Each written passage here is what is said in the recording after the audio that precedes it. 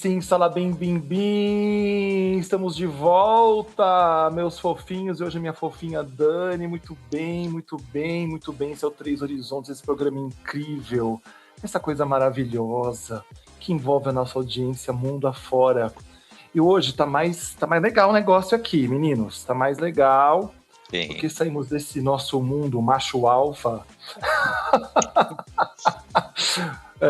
para finalmente trazermos um horizonte diferente do nosso. Porque a gente às vezes fica meio correndo atrás do rabo.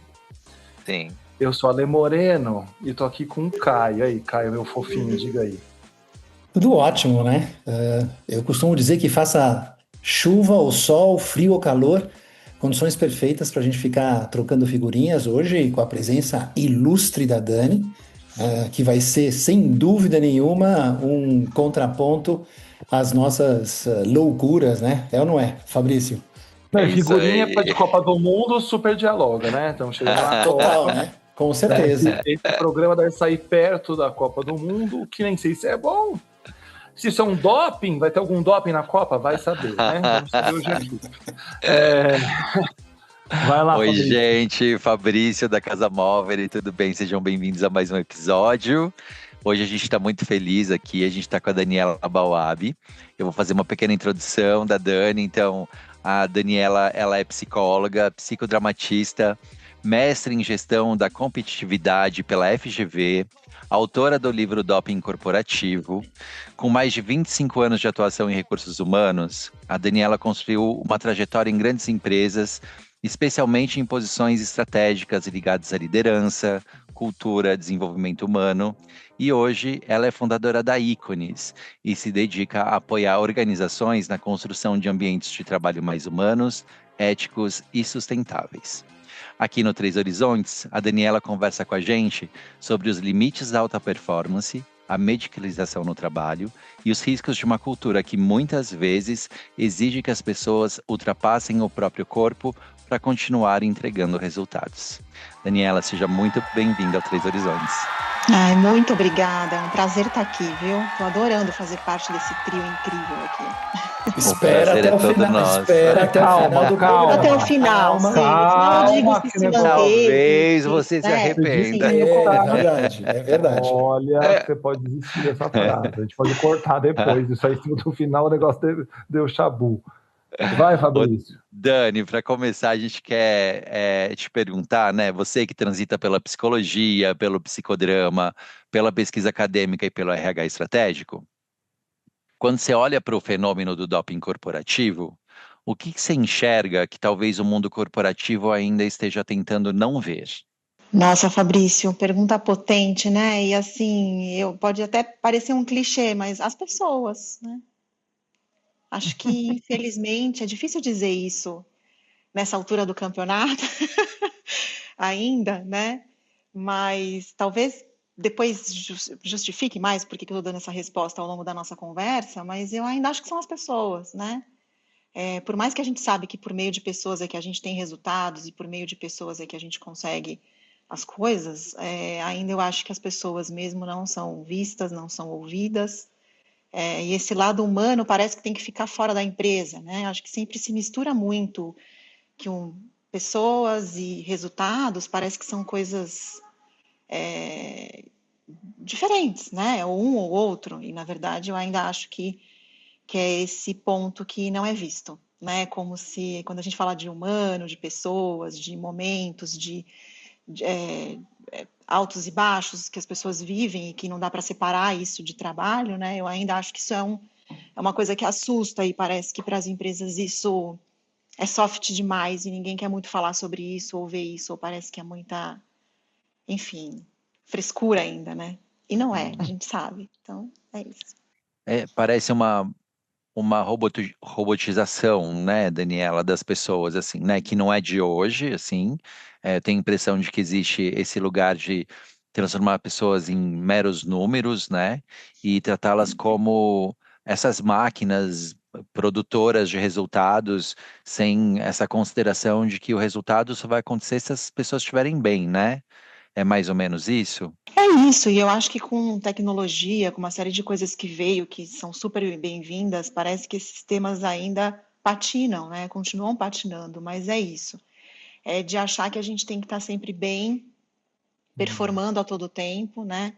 Num nível super elevado de entrega, que é importante, né? Eu acho que como seres humanos a gente quer produzir, né? A gente quer se sentir útil, a gente quer, de fato, realizar coisas, mas eu acho que a gente esquece que no momento que a gente vive, né, as mudanças sociais, inclusive, que colocam, aceleram tudo, né, e deixam a gente ter que performar bem em todos os aspectos da vida, nem só no trabalho, né? Acho que o trabalho é mais uma dimensão, mas a Exato. gente precisa superar tudo a todo tempo.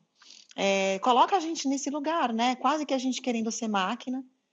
E esquecendo que não somos e não deveremos ser, porque eu acho que vai ser muito importante, inclusive, essa junção de humanos e máquinas. Mas eu acho que com o advento da tecnologia, com uma série de coisas que a gente vive hoje nesse contexto contemporâneo de sociedade, a gente é colocado à prova nesse quesito a todo tempo, como se a gente fosse commodity mesmo, como se a gente fosse Uhum.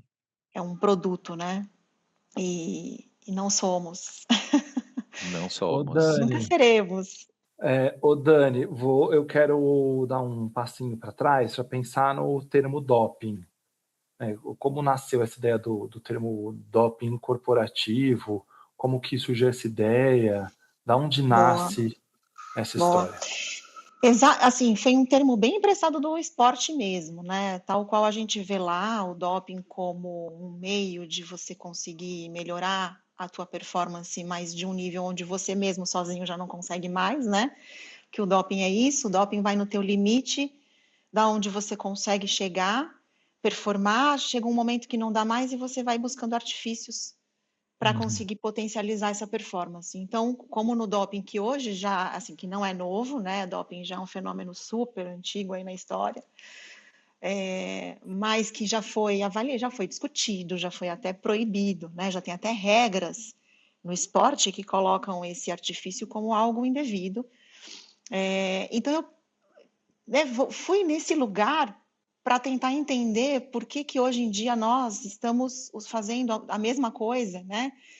Para várias coisas, não só para trabalhar, né, para performar mais, que talvez onde a gente até foque mais aqui, mas para tudo, né? Se a gente quer emagrecer, a gente usa artifícios mais rápidos. Se a gente quer estudar para uma prova, para um vestibular, a gente usa artifícios mais rápidos, para ajudar a que tudo seja mais rápido. Então, eu acho que tem uma questão do imediatismo que coloca a gente num lugar onde a gente não consegue mais do nosso naturalmente, então a gente vai precisar usar alguma droga, algum medicamento, alguma coisa que potencialize isso e que ajude. Então, isso no esporte já é muito antigo e a gente agora está vendo esse movimento, esse fenômeno, né?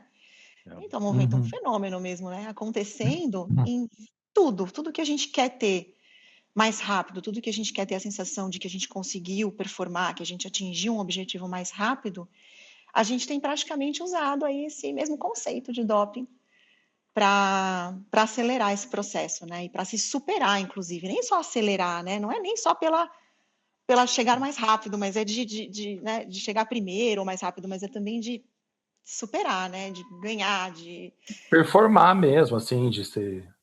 Sabe, Dani, que eu tava ontem, desculpa, Fabrício, vi que você pegou o ar, mas eu tava ontem, eu tomei um café com um cara que ele trabalha com esportes, ele é um agente da FIFA, de futebol, ele é meu amigo há muito tempo, e aí ele tava me falando assim, eu acho que conversa com o que você traz, ele falou, cara, se pensar fisicamente ele falou, atletismo, nos últimos 30 anos, esse cara, com todas as tecnologias de melhorar a biomecânica do corpo dele, ele evoluiu menos que um segundo. O cara mais rápido do que tinha 30 anos atrás do que tem hoje.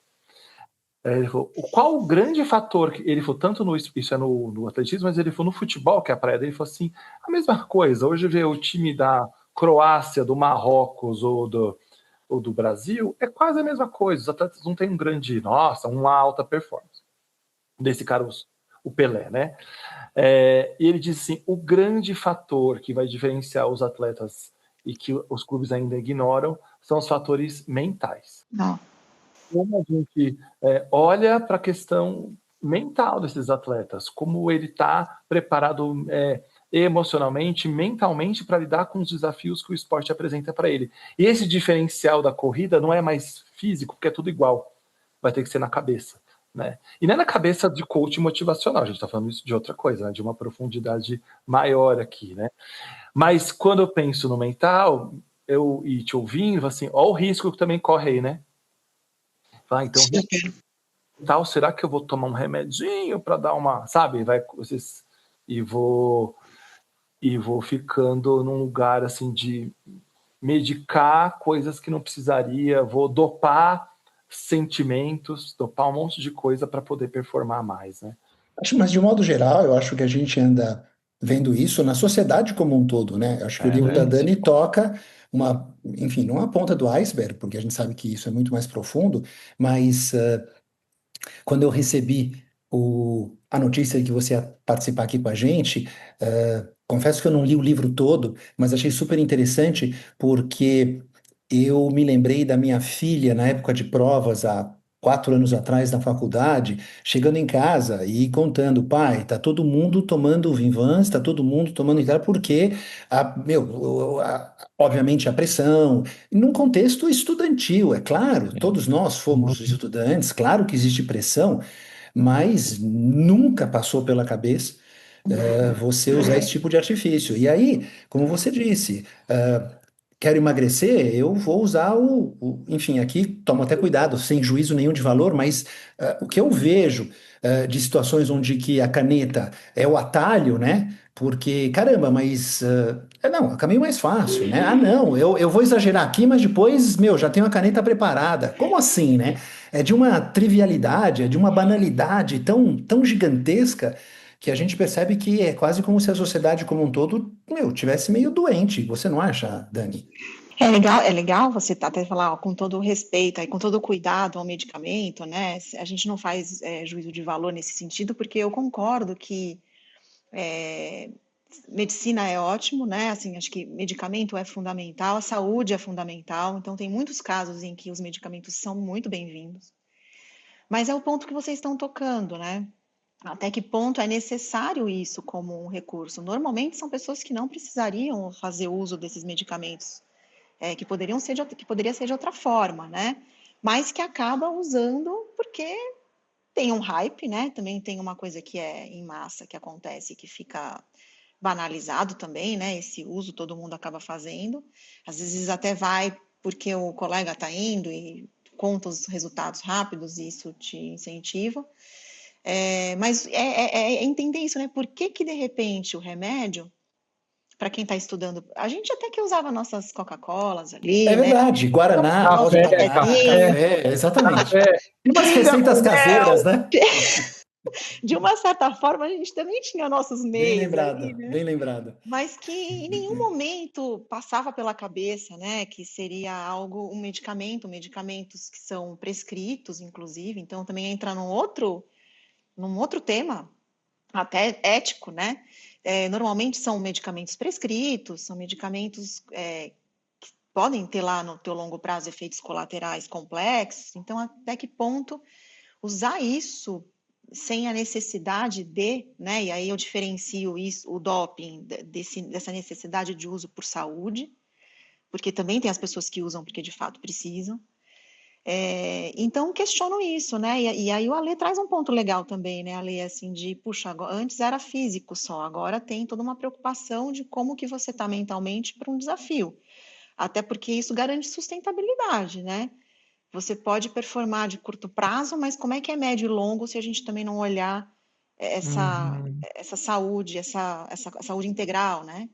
Que a gente chama. Então, eu acho que o risco está aí, viu, Caio, da gente entender que tem usos que não são recomendados, não necessitariam, não precisa, e que é feito meramente porque tem o objetivo de se atingir algo mais rápido. Então, é aí que eu acho que a coisa fica perigosa, né? Quando a gente entende esse recorte, que acho que aí é outra história, né? É aí que eu coloco o doping no circuito aqui. Eu tenho a impressão de que a gente, desculpa, Caio, de que a gente está tentando domar, né, assim, os comportamentos de alguma forma, né?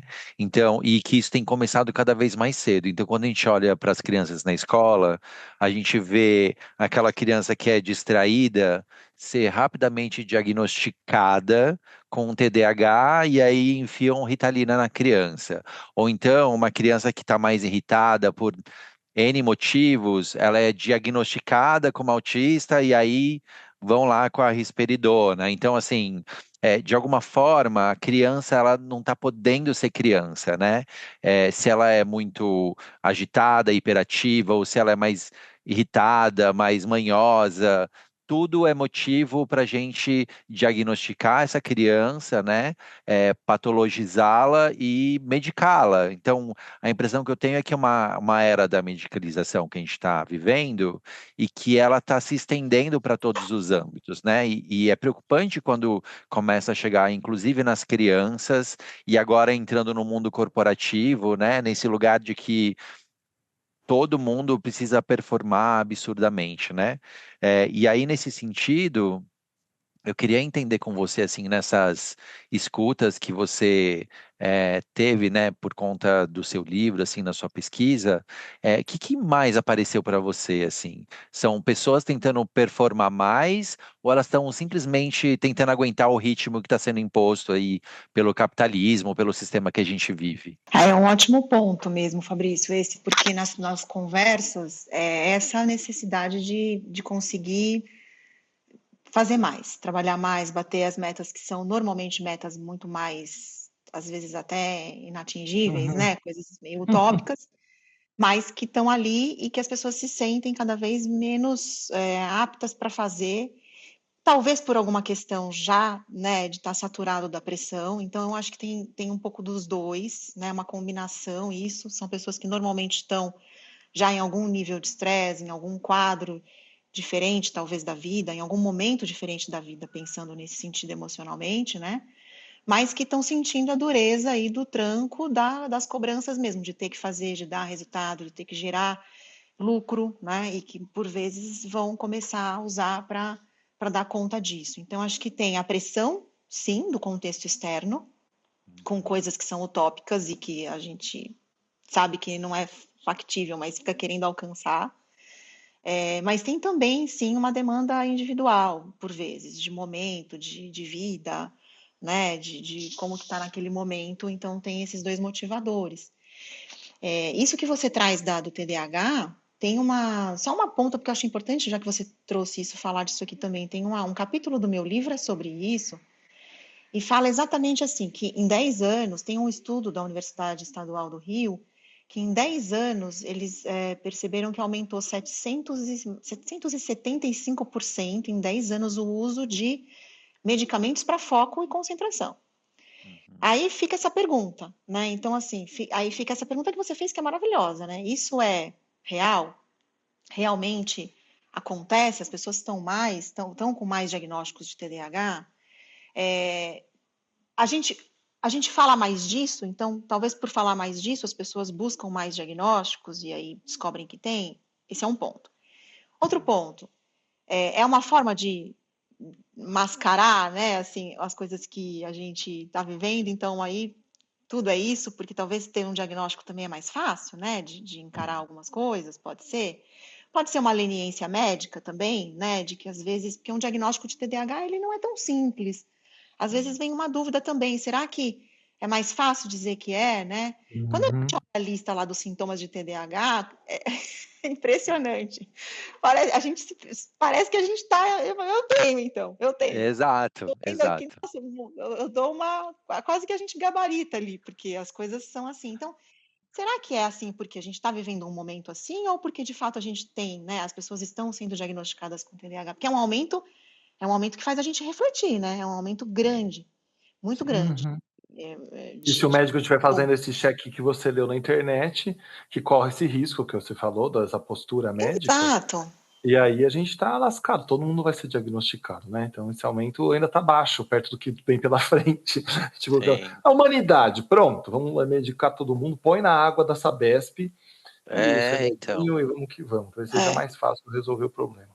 Então, assim, tudo isso faz a gente pensar o quanto que esse contexto externo que você traz, Fabrício, né, de pressão, de sistema, enfim, de resultado, de lucro, pode ser um agravante, sim, dessa situação. E eu imagino que sim, não isoladamente, mas certamente contribui, sim. Aí tem a questão individual, é como cada um lida com isso também, né? Como que as escolhas que cada um faz, como que a gente equilibra, como que a gente consegue talvez, né, buscar um equilíbrio nesse contexto todo, né?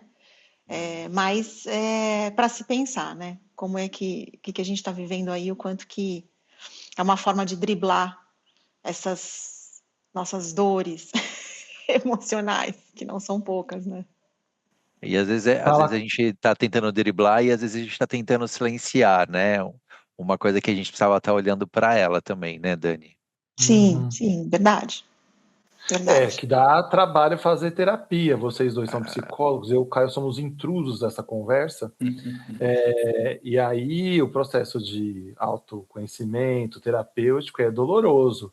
Fala, entre uma terapia que talvez eu fique 5, 10, 15 anos ou sei lá quanto tempo, e dar uma dopadinha na minha mente para viver em frente, é um caminho mais fácil, que é o que a Dani falou, esse caminho mais curto, né? Que nem é Abafa o o caminho, sintoma. né? Cura o sintoma e a causa fica lá guardada numa gavetinha. E acho que isso está em todo lugar, né? Nas empresas. Eu vou nas escolas, a gente sempre pergunta assim: quantos laudados? Aí começa, tanto TTH, autismo, não sei quanto, começa essa lista que aumenta. E eu também acho, ouvindo a Dani, que talvez seja o diagnóstico mais fácil que o do TDAH, né? Para o médico. Porque uma amiga minha tem um filho, e aí o primeiro diagnóstico foi esse, depois virou autismo, depois virou um monte de coisa, e descobriu que, na verdade, ele tem um problema na fala, que é outra coisa. É Era só da tratar com forma o fono e resolve. não tinha nada a ver. E ele tinha um problema de visão, um problema na fala, então ele estava usando óculos, tá usando fono, ele voltou, aí ele melhorou a audição, começou a aprender, não tinha nada a ver com os diagnósticos que deram todos. Então acho que tem uns médicos preguiçosos também, tem os bons, mas tem os preguiçosos. Fala, Caio. Caio, o Dani, o Caio é a voz da sabedoria desse grupo. Eu e o Fabrício, a gente está aqui, assim. Mas é o Caio que traz seriedade a essa conversa. Ele nos dopa com a sua sapiência. Meu Deus do céu. Queremos te ouvir, Caio, porque eu também. Vai, Caio. Não me corta. Você é o nosso Red Bull, Caio, dos The Asas. Eu estou aqui pensando, né? A Dani usou a palavra equilíbrio já, enfim, 2 vezes. E, caramba, onde será que está esse equilíbrio, né? Entre o limite da nossa capacidade humana e esse limite farmacológico, né? Eu fico imaginando, né? Porque, claro que a gente tem aí um monte de coisas variáveis que acabam influenciando todo esse cenário, né? A gente também não pode esquecer a própria liderança, né? Dani começou falando sobre a questão das pessoas e liderar é estar mais atento às pessoas, né? Ou seja, não é possível que a gente não consiga enxergar os sinais, não esperando o burnout, que naturalmente já seria tarde demais, mas caramba, né? Você conseguiu, durante o seu trabalho, Dani, identificar algum tipo de ponto de girada de chave onde a galera chega e fala: Meu, vou ter que ir pro artificial porque não tá dando? Será que existe aí esse momento de transição ou sinais, indícios de que a coisa está indo meio ladeira abaixo? Exatamente nesse momento, quando elas percebem que estão começando a pifar. Então, assim, tem a grande maioria que eu entrevistei, tá? Não foi unânime, mas foi a grande maioria. Já estavam enfrentando questões, ou um quadro de ansiedade, ou algum quadro depressivo, alguma questão também de perdas, né, recentes, importantes. Então, são pessoas que estavam já emocionalmente abaladas, né, e num processo natural de ir cicatrizando, tratando, trabalhando isso. Mas não pode, ninguém pode parar a vida, né? Assim, parar de trabalhar ou sair da posição que eu tô. Eu conversei com pessoas em posição de alta liderança. Então, são pessoas que estão já super bem-sucedidos, numa posição importante, né? Para a empresa, importante economicamente também, acho que, né, para o país também, são tomadores de decisão. Não vão deixar, mas precisam trabalhar essas questões. Então, quando percebem que podem começar a não dar conta, vão apelar para o medicamento, tá? Eu digo que foi a grande maioria, mas não foi unânime, porque um ou outro caso foram aí, que eu considero outliers, né? Foram pessoas que foram meio que no embalo, né? Então, eu vi que um grupo de players no mercado, isso é interessante também trazer, né? Que não foi a maioria, mas tem esses casos. Estavam usando e eles estavam tendo bons resultados. Eles são praticamente meus concorrentes diretos aqui, né? E eles estavam, a maioria ali tomava e estão bombando. Eu falei, opa, vou tomar aqui também, vou incentivar também o grupo a tomar aqui, porque a gente precisa então disso aí para poder competir. Então, tem sim algumas coisas que são do embalo da competição, mas para minha surpresa também, tá? Porque eu até imaginei que fosse muito mais esse olhar competitivo, mas aí o que me chama a atenção é que de fato as pessoas, a grande maioria foi buscando uma ajuda ali para não se afogar, sabe? Mas para continuar dando conta Entendi. dos desafios que se colocou. Já existia aí uma fragilidade, é isso? Existe, assim, sim, na grande maioria das conversas existe sim uma fragilidade. E é mais masculino ou feminino essa liderança? Masculino. Mas é que a minha ligado à amostragem não é uma competição. amostragem, a minha amostragem foi mais subjetiva, não é uma amostragem grande, né? Então, assim, não tem tanta quantidade. E aí, coincidentemente, foi um público predominantemente masculino e predominantemente mercado financeiro também. É um outro recorte que eu acho que é importante trazer, né? Mas homem é o que pede menos ajuda, né? É o que mais comete suicídio, o que menos pede ajuda. Tipo, tá nessa linha, né? Não foi escolhido esse público, foi, né, foi uma amostragem, um foi indicando o outro, mas como foi essa metodologia, acabou acontecendo isso. Mas existe sim, Caio, que a gente pode até refletir e discutir sobre essa fragilidade prévia, né? Então, assim, já existe. São pessoas que normalmente a gente sabe, a gente já fala sobre isso em liderança mais solitária, são pessoas que dificilmente buscam ajuda, né? Que tem mais dificuldade com vulnerabilidade. Então, a gente pode até pensar no próprio sistema ainda, né?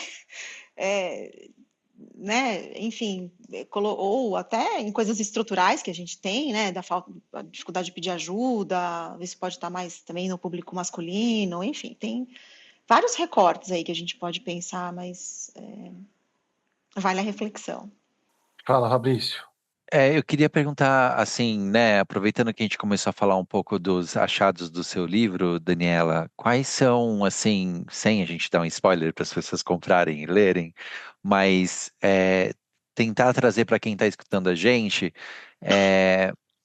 curiosidades, assim, né, coisas que você conseguiu é, encontrar com essa sua pesquisa, com essa sua escuta para construir o seu livro e que de repente podem deixar o nosso ouvinte instigado assim para comprar o seu livro, lê-lo, porque o assunto de fato é muito interessante e atual, né?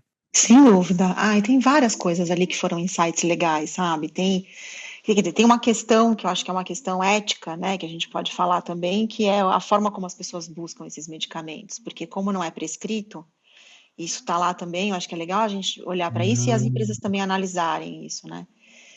Como muitos não têm prescrição, tem um mercado clandestino, né, que vende esses Meu Deus, medicamentos, e alguns ali fazem uso dessa forma, o que é muito ruim. muito. Enfim, tem esses E relatos. perigoso, né? Perigosíssimo, inclusive. Exato, e tem esses relatos, né? Tem relatos também que eu acho que é interessante ainda do tabu que é falar sobre isso, né? Isso também tá Uhum. lá, eu acho que é legal, porque a gente sabe que droga ilícita a gente via em filmes, né? Era uma prática, o mercado financeiro é todo rotulado, né? Sim. Às vezes nem é tão bem assim, mas sempre foi todo rotulado como um lugar onde as pessoas já se drogavam, as drogas ilícitas, a gente vê em filme, né? Não é tão real, mas tem esse estigma. O Lobo de Wall Street tá aí para contar a história, né? Exato, né? E Uhum. aí sim é uma coisa que não se fala, né? Porque É, imagina, é ilícito, imagina, ninguém vai falar sobre isso. Isso é um tabuzão, né?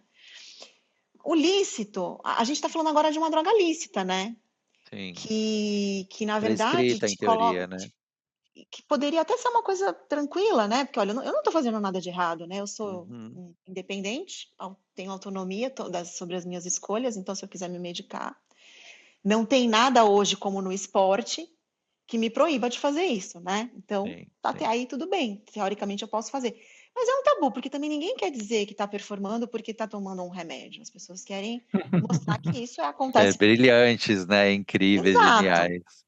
Eu não vou dar essa, né? Não vou dar o braço a torcer aqui que eu estou indo bem assim, porque eu estou medicada. Então, tem sim o tabu de dizer, e tem uma outra coisa legal de reflexão desse livro, dentre muitas outras, tá?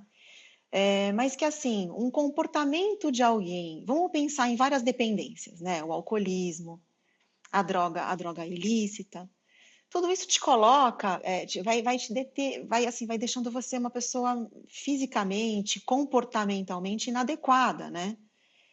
Quando você bebe, quando você se droga, você não fica uma pessoa que não dá muito para você conviver ali no grupo, vai dar sinais de uma inadequação, né? Sim. E as pessoas percebem. Com esse medicamento lícito, inclusive, isso é o oposto, né? Você chega na empresa, maravilhoso, né? E Voando. uma baita energia, né? Foco, Você não dormiu a noite disposição. inteira, né? Você não É, dormiu, não comeu, porque você não tem sono, não tem apetite, mas você tá pleno, né? E Pleno tá com massa. dando sinais ali de energia, de saúde. Então, quem te vê bem, né? E vai achar isso sensacional. E você mesmo vai achar que você está sensacional. Então, a linha, até você Hum, entender que você está dependente, que você está prejudicando a sua saúde, demora mais, né? É um tempo muito maior. E eu acho que para as empresas é muito bom aceitar alguém assim, com essa energia, né? É claro. difícil você ver isso com bons olhos. Então, eu não sei até que ponto é interessante para algumas empresas entrarem nisso. Você está bem, está com energia, está performando, né? Por que será que a gente vai mexer nisso? Será que as empresas querem mexer? Não é, sei. é. Até a As pessoa que entrar num querem vão burnout, ter né? dificuldade também. É, porque Desculpa, assim, né? Não, é que você me trazendo isso, eu fico pensando, né? A pessoa, ela não tá comendo bem, não tá dormindo bem, mas tá tomando os remédios e tá aparentando, né? Que eu acho que esse termo, ele é muito bom, né? Assim, por fora, a Uhum. impressão que se dá é que eu tô ótimo, disposto e preparado para qualquer desafio, né? Exato. Uhum. Mas no final das contas, eu estou entrando num ritmo de trabalho e numa estafa mental que, invariavelmente, se eu continuo nesse caminho por muito tempo, vai me levar para um burnout. Né? Eu acho que não tem muito outros caminhos, né? Porque um corpo que não está conseguindo dormir direito, que não está conseguindo se alimentar direito, que está todo dia sendo, né, exposto a um alto nível de pressão, de entrega de resultados, né? E a pessoa provavelmente, né? Eu estou pensando aqui nas minhas épocas de CLT. Chega o final de semana ou chega, sei lá, quinta-feira, o pessoal sai mais tarde do trabalho e ao invés de ir para casa dormir, vamos para um happy hour porque a gente precisa dar uma, né, espairecida. Então, o álcool entra nessa história também, né? E aí a gente está misturando o álcool com remédios controlados. Então, isso vai virando uma bomba relógio, não vai, Daniela? Com certeza, sim. Isso é uma das coisas que mais me chama a atenção. É muito imediatista isso, é muito agora, assim. Agora eu estou curtindo isso, mas daqui a um pouco tempo, provavelmente essa bomba vai estourar, assim. Não Teve tenho algum dúvida caso quando no livro chega. de alguém que contou que não foi uma experiência legal, ou todo mundo está contando só as partes boas do doping corporativo para você no livro? Não, não, já todo mundo percebe. Assim, aliás, a grande maioria que eu entrevistei já estavam no momento ali de começar a querer parar. Recuar. Alguns já estavam Não. parando, outros já estavam, né, começando aos pouquinhos a tirar, mas muito pouco que está animado com isso ainda, né? Que até busca aumentar doses, né? Que tem isso também. Você começa a ficar dependente, chega uma hora que começa a não fazer mais tanto efeito, e você começa a É buscar mais e droga mais mesmo. e mais. Então, pouquíssimos ali estão nesse lugar. A grande maioria não. A grande maioria já quer começar a ver como sai, porque percebe que isso vai ser ruim, sabe? Então tem essa consciência, assim, o que é muito bom, né? O que é muito bom. Sobre a perspectiva das empresas, Dani, você tentando enxergar uma luz no final do túnel, né? Porque isso é preocupante, né? Para onde a gente está indo? Será que isso enfim, é a normalidade, né? Ou seja, a gente começa a olhar como algo que o futuro chegou e a gente vai começar a utilizar esse tipo de artifícios para que a gente, enfim, possa lidar com os nossos desafios. Mas do ponto de vista de empresa, você encontrou alguma empresa que genuinamente estava preocupada em trabalhar esse aspecto de conscientização? Porque às vezes me parece meio contraditório, porque nunca as empresas falaram tanto em saúde psicológica, a importância da saúde mental, mas será que isso é só aquele speech que, enfim, é bonito, mas que no dia a dia a gente não vê práticas que materializam esse tipo de coisa? Ou você encontrou alguma empresa que já estava falando sobre o tema? Ô, Daniel, deixa eu colocar um erro aqui na pergunta do Caio, só porque acho que está na Boa, mesma coisa boa. que eu ia falar. Que eu quero ver, na sua visão, também, como a NR01 talvez contribua com essa história, que saiu agora 26 de maio, que trata desses temas, né? Boa. Psicossociais e tudo mais. Eu acho que aí a gente corre o risco, talvez, né, do que o Caio está falando, de virar cheque de coisas, mas eu não sei se quão profundo é esse tema organizacional, né? Vira igual cartaz de diversidade, né? Celebra, mas não tem nada dentro, né? É casca de ovo sem nada dentro. Vai. Boa. Gente, eu acho que a gente tem uma grande oportunidade ainda de explorar isso em pesquisa, em estudo e em conversas com as empresas, porque isso é muito, muito novo. Não o fenômeno em si, mas a conversa sobre isso nas empresas. Na minha pesquisa, não tem, não, assim, a minha pesquisa foi no público que consome, entender os motivadores e entender por quê, entender os efeitos disso. Então, foi uma coisa muito pontual, né? Muito num único público. Tem espaço para a gente conversar com médicos, inclusive, né? Também conversar com as empresas, com os RHs, tem muito espaço para a gente aumentar isso. Então, como pesquisa não tem esse dado, não, mas não tenho dados também. Quando a gente vai pesquisar, a gente sempre lê, vai atrás das literaturas, né? Não encontrei nenhuma literatura também que traga as empresas nesse movimento que é relativamente novo, sim, né? Se a gente for pensar nos últimos anos agora. Mas conversando com as empresas sobre isso, eu percebo que muitas sim têm interesse e querem colocar isso em conversas. Inclusive, tenho colocado isso em conversas com liderança. Sempre que eu estou com lideranças, eu trago esse ponto como uma conversa. E que talvez elas estejam genuinamente preocupadas com isso. O ponto é o quão complexo, paradoxo talvez seja, lidar com esse tema nas empresas. Porque tem essa questão que eu falei, né? É algo lícito, é algo que a pessoa pode se sentir invadida se ela for questionada. É algo que as empresas ainda pensam, colocaremos política com relação a isso? É possível colocar? Não é? Então, é uma conversa multidisciplinar, na minha opinião, sabe? É uma conversa que tem que envolver jurídico, tem que envolver saúde, tem que envolver RH, tem que envolver as principais lideranças que tomam decisão também. Tem que entender a cultura da empresa. Porque, assim, Caio, tem culturas que elas promovem isso, né? São culturas que criam ali um ambiente de competição interna. Não é competir com o player externo, é competir internamente, né? Ali é clara essa meritocracia de que é uma pessoa que brilha, é um super-herói, não é grupo, né?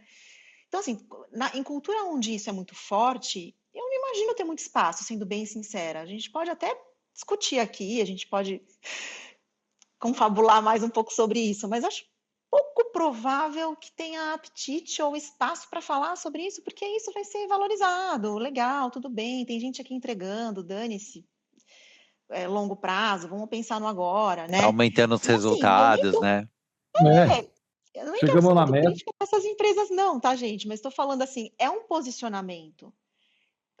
Empresas que têm essa cultura clara e as pessoas decidem estar lá e tudo bem, eu não vejo problema.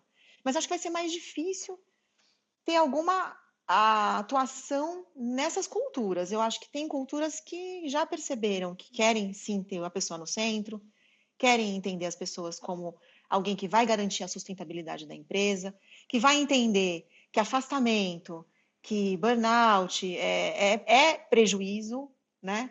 E é perda de talentos. Você pode ter uma pessoa talentosíssima que daqui a pouco vai adoecer e vai estar fora do mercado, e você está perdendo um talento no mercado de trabalho. Então, as pessoas que começarem a entender os efeitos disso de um jeito, com uma lente mais ampliada, eu acho que se beneficia. Agora, o como, Caio, é super complexo. Tem um Eu tô limite aqui de tênue, peito né, aberto dizendo que Dani?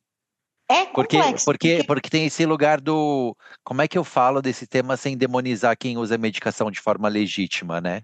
Exato, também, Fabrício, é um ponto, porque muitas pessoas falam, comigo acontece, as pessoas falam, eu tô tomando remédio para emagrecer. Ih, não fala isso perto da Dani, não. Por exemplo, estou trazendo um exemplo cotidiano, porque ela é contra os remédios. Daí eu falo, não, gente, calma, peraí. Então, só de ter escrito o livro, eu sinto que tem essa preocupação com o medicamento. Imagina a gente levar esse tema para as empresas. Imagina as empresas que começam a querer olhar para isso e podem começar a ser denunciadas porque são empresas que estão, né, não querem que a gente se trate, pode desviar. Quer dizer, gente, é complexo. Complexo. Bastante. Então, e aí o lance da NR01, eu não sei, né? Que eu acho que é uma lei que pode, talvez, ajudar, mas eu acho que é uma conversa, né, Dani, multidisciplinar, né? Como você tem os jurídico, Exato, RH, liderança. Se cair só no colo do RH, nada contra o RH. Mas a gente corre o risco de ficar, mais um chatice do RH. Exato. Então, é amplo, né? É amplo. Por isso que quando você trouxe a NR1, foi desse olhar que eu quis te dizer que assim, não dá para ser só uma responsabilidade da NR1, que certamente também vai ficar na mão de poucas pessoas que vão fazer a gestão disso, mas é uma discussão, mas a NR1 pode ajudar sim, trazendo esse tema e colocando essas pessoas para conversar e entendendo como é que isso pode fazer parte de uma conversa, porque, gente, sinceramente, para mim tudo termina ou começa ou termina ou não sei, está entrelaçado aí no papel do líder. O líder também é uma pessoa que passa por isso, né? Como eu falei aqui na pesquisa. Mas quando você tem uma liderança de fato preparada a olhar para a pessoa, para ouvir, para criar um espaço de conversa, de ambiente seguro, tudo que a gente já fala sobre você ter uma gestão mais humanizada, a chance de minimizar isso, eu acho que é maior, porque você abre espaço para a pessoa te falar que não está bem, que precisa tomar alguma coisa ou que está tomando alguma coisa, e você consegue talvez ter uma abordagem, uma conversa com essa pessoa ali que consiga tratar isso antes disso acontecer, né? Então, talvez ainda seja esse o grande, a grande a carta na manga que as empresas têm, Caio, talvez. Ainda assim seja investir numa cultura onde você possa falar sobre isso mais abertamente, numa cultura que não separa os problemas pessoais né, as questões que você vive isoladamente de você estar no ambiente de trabalho e que dê espaço para as pessoas poderem compartilhar isso e o quanto que uma liderança preparada consegue não incentivar, não usando, né? Porque às vezes eles podem ser modelos também, mas ajudar essa pessoa a sair dessa armadilha aí de uma forma mais conversada, natural, mais apoiada, sabe? Acho que talvez Mas seja... sem medo também, né, Dani? Às vezes tem muito. Vou falar, você mandando embora, que vão achar de mim, sei lá, pode ter mil coisas aí, não posso perder emprego, tenho família para sustentar, é tanta coisa, né? Tem uma coisa aqui que o nosso tempo urge, a giripoca pia, sabe Deus que seja uma giripoca. E aí, Dani, te ouvindo, fico pensando quanta sabedoria de graça para a humanidade. Se você quiser saber mais, tem que comprar o livro da Dani. Pelo menos gaste dinheiro com Daniela, com o livro dela, porque com a gente tudo aqui tem sido de graça. E se você quiser contratar a gente, a Dani Preventes, também pode nos contratar, né, Dani? A gente alegra eventos, falamos em conferências farmacológicas e afins. Vamos adorar falar sobre isso. Farmacêuticas, contrate-nos. Muito bem. Ô Dani, dá seu recadinho final, como você sai dessa conversa com a gente. Caio, Fabrício, quer falar alguma coisa? Você tomou ar aí? Eu quero fazer uma última pergunta pra gente fechar. Meu Deus! Eu queria. É porque daí eu acho que ela vai fechar Insaciável esse chave de homem. ouro. Não é insaciável, não, ó. Vai. Eu queria te perguntar que pergunta você gostaria que todo CEO, CHRO ou líder tivesse coragem de se fazer depois de ler seu livro? Olha só! Caramba, gente, isso não estava combinado, não, ó. Ratinho! Vai.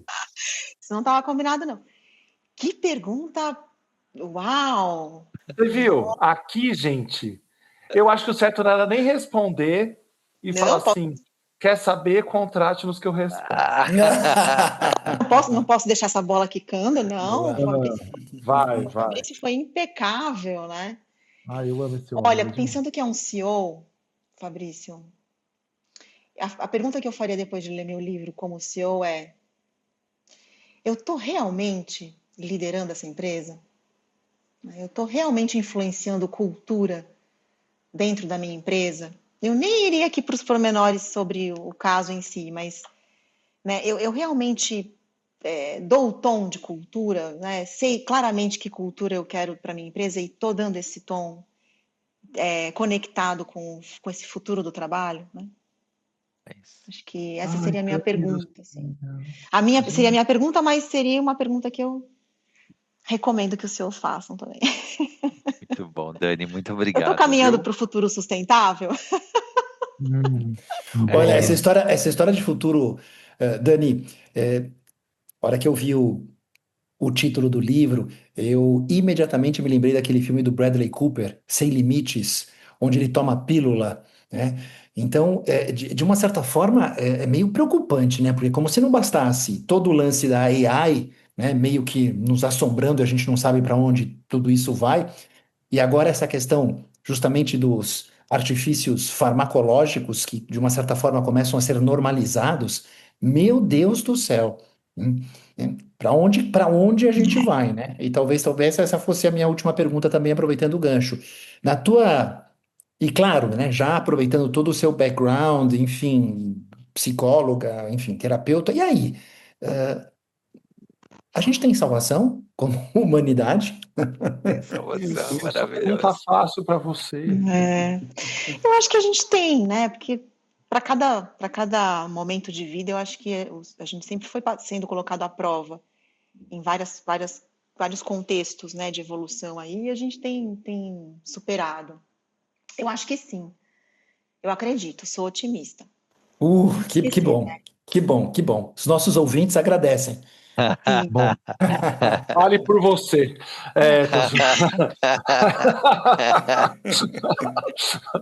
Ô Dani, a minha pergunta é mais fácil. Como você sai dessa conversa? Que recadinho do coração você quer deixar? Os seus contatos vão estar todos na descrição aqui, onde compra o livro, a nossa comissão de venda do livro. O que você quer falar para a turma? Eu quero só falar que foi uma delícia estar aqui conversar. Eu gosto de falar sobre esses temas, então poder discutir isso com vocês foi incrível. Estou super feliz de estar aqui, obrigada pelo convite. Meu livro é fácil de achar nas livrarias, na Amazon, tem Kindle, então quem se interessar, só dá um Google lá que encontra. Mas eu acho que muito mais do que o livro, eu acho que é colocar essa pulguinha atrás da orelha de vocês, né? Como pessoas, como profissionais, como líderes, como CEOs, independentemente do papel que você esteja, que isso seja uma preocupação para a sua vida, né? O quanto que a gente vai viver intensamente, deixando que nossas emoções oscilem, porque a gente não vai estar feliz o tempo todo mesmo, né? E isso é natural, a gente não vai estar sempre feliz, mas também não vai estar sempre triste, a gente vai oscilar, e assim, esse é o barato da vida. O quanto você quer viver anestesiado, zumbi, só na tela, só no medicamento e perdendo toda aquela graça, aquele barato que a essência humana proporciona, que tem dor junto, mas que depois que a gente supera é maravilhoso. Olha que fofo isso aí. Demais. Um abraçado. Fala, Fabrício. Manda Não, só beijo. agradecer. Muito Beijo. obrigado, Dani. O meu beijo vai pra Daniela hoje, gente. Não tem como mandar beijo pra outra pessoa. E um agradecimento enorme, assim. Foi muito legal conversar com você. Acho que a gente aprendeu muito contigo. Obrigado Ai, mesmo. puxa, que honra, que bom, Fabrício. Obrigada. Obrigada mesmo. Delícia. Eu que não costumo mandar beijos, também vou mandar um beijo para Dani, porque afinal ela merece, né? Muito legal, muito gostoso estar aqui com você, Dani. Valeu. Obrigada, Caio. Delícia. Obrigada mesmo, viu? Ô, Dani, um beijão grande, te agradeço demais. Foi uma Beijos. delícia essa prosa e bate-papo. Trouxe um frescor a esse grupo, porque esse grupo estava indo ladeira abaixo. Esse programa é fadado ao fim, e você trouxe vida a esse programa. Eu que agradeço, viu? Um beijo para os três, por me receberem tão bem e serem excelentes anfitriões. Adorei. Obrigada. Valeu, obrigado, Deixa Dani. Seus contatos todos vão estar aqui no descritivo. Sigam o Três Horizontes, sigam a Dani, sigam todo mundo. E quem não seguir, eu não posso fazer nada por vocês, apenas orar. Curtam, compartilhem o nosso conteúdo. Compartilhe, isso. Fale Para bem de xingar nós. as pessoas, Alexandre. Claro, e se eu não tô xingando ninguém. E aí, vocês, se quiserem, se tá num momento difícil, como a Dani falou, ouça a gente. Exato. Exato. Perdigotos de sabedoria. Perdigotos de saber, não é? Nós podemos ser a sua droga diária de alegria e satisfação. Conte conosco. Não é verdade, Dani? Muito bom, é isso Destruiu o mesmo. programa, Dani. Destruiu o programa que a Dani falou. Ó, o Valeu, final valeu. nosso, a gente tem muita dificuldade de acabar o programa. A gente fica pegado ao fim. A gente não consegue acabar. Entendi. Então é melhor eu Tá bom? sair para poder acabar, é isso, né? Não, beijo, saia. tchau. Fala Não, tchau com a não gente. saia. Tchau, Beijo, tchau. gente. Valeu, Obrigado. Manda Tchau, coração, tchau, gente. Fabrício, Obrigada. coração.